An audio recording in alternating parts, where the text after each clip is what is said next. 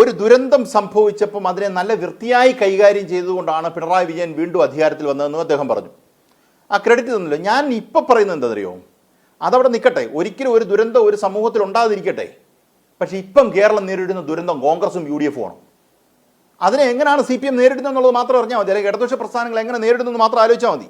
ഇന്ന് കേരളം നേരിടുന്ന ഏറ്റവും വലിയ ദുരന്തം കോൺഗ്രസ് ആണ്. കാര്യം നിങ്ങൾക്ക് സംസ്ഥാനം ഭരിക്കുക എന്ന് പറയുന്നത് പോലും അല്ല, ഇവർക്ക് അധികാരത്തിലെത്തുക, എങ്ങനെയും അധികാരത്തിലെത്താനുള്ള മാർഗങ്ങൾ നോക്കുക. കോൺഗ്രസിനെതിരെ വന്നിരിക്കുന്ന, യൂത്ത് കോൺഗ്രസിനെതിരെ വന്നിരിക്കുന്ന അഴിമതിയുടെ എണ്ണം എത്രയാണ് അസിത? അധികാരത്തിലില്ലാഞ്ഞിട്ട് തട്ടിപ്പും വെട്ടിപ്പിന്റെയും കണക്കിതാണ് അല്ലേ? അധികാരത്തിൽ ഇവർ ഇരിക്കാഞ്ഞിട്ട തട്ടിപ്പും വെട്ടിപ്പിന്റെയും കണക്ക് അവർ തന്നെയാണ് ചർച്ച ചെയ്യുന്ന ഒരു അന്തരീക്ഷം ഉണ്ടാകുന്നത്.